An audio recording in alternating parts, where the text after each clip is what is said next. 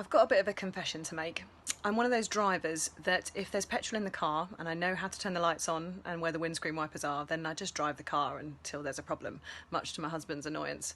I'm not very good at checking the oil, lifting the lid and checking how the motor is running when it's switched on, because I wouldn't really know what I was looking for if I did that. I'm not particularly amazing at checking the tyre pressure either. And I think sometimes that's what we can be a bit like with teams. That as long as it's functioning, as long as we're moving forwards, as long as we're ticking things off the list and everyone's generally happy, we just keep going rather than lifting the lid and really digging deep to check how things are functioning. What is it really like to be in a team? What's the culture like? And how can we keep running forwards for the long haul? Now, for me, in one life, the culture, what does that look like? Well, I want to know what it's like to be part of a One Life team. I want there to be a sense of encouragement and vulnerability, and we've worked really hard to bring that about in our team, because that's what I find easier. And what I find harder is about challenge.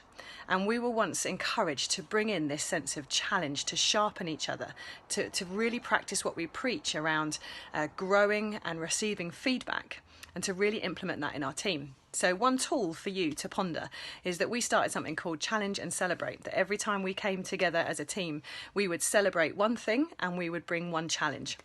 And the challenge was always around something quite task focused, quite practical, maybe like about if someone was being late or if someone hadn't replied to an email.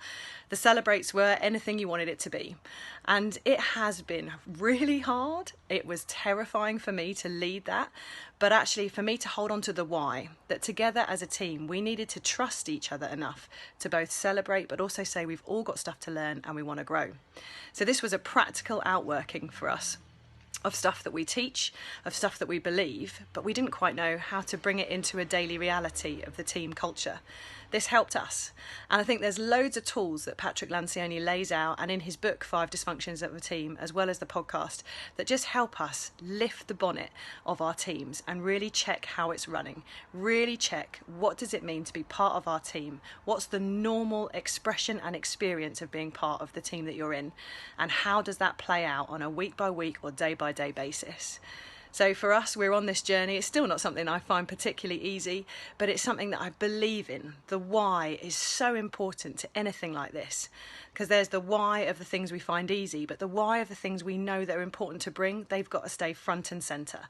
For us at One Life, we wanted to be a team that practiced what we preach, that were ready to learn from each other and ready to grow, but ultimately that all sat on trust. We had to trust each other to step into this new space of learning and growing and reaching for a healthy culture to be part of One Life.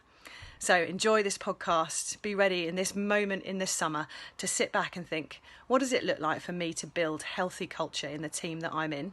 And how can I implement that in a week by week or day by day basis?